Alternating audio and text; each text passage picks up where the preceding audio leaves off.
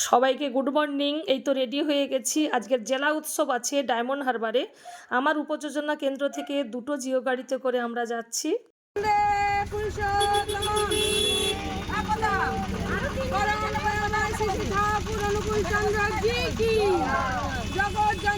দেখতে দেখতে আমরা ডায়মন্ড হারবারে চলেও এসেছি। আজকের ওয়েদারটা খুব সুন্দর, একদম মেঘলা মেঘলা ওয়েদার।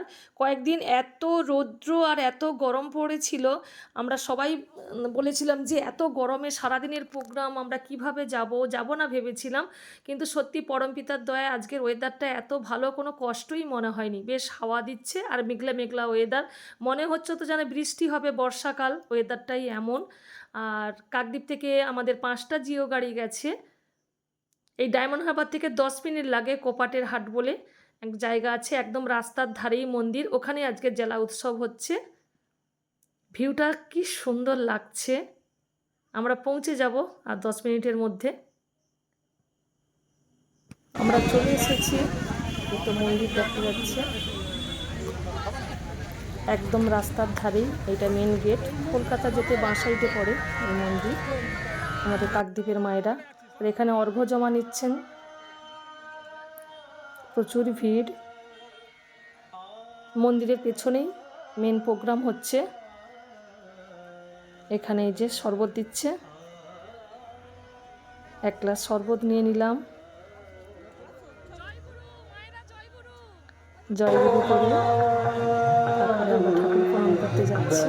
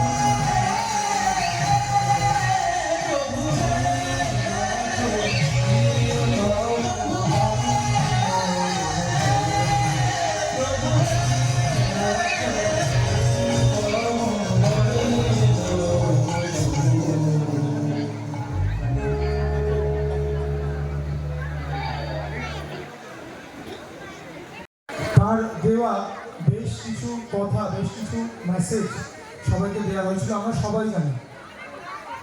সেদিকে আমি আর যাচ্ছি না। আমি অল্প কয়েকটা কথা বলে, কারণ এক মাস ধরে অনেক আপনারা আমার কথা শুনেছেন, আর কত আমার মুখটা দেখবেন বলেন। যাই হোক, গত বছর যখন এরকম একটা পরিক্রমা হচ্ছিল, অনেকেই হয়তো এখান থেকে পানিহাটি গেছিলেন, একটা কম্পিউটারের কাজ হচ্ছিল সেখানে বসে, তারপর আবার আমাদের জেলার কাজ শুরু হয়। তো গত বছর কথা প্রসঙ্গে পরমপূজ্যপাদ অধীন দাদা বলেন যে তোরা পারলে একটা জেলা সৎসঙ্গ করিস।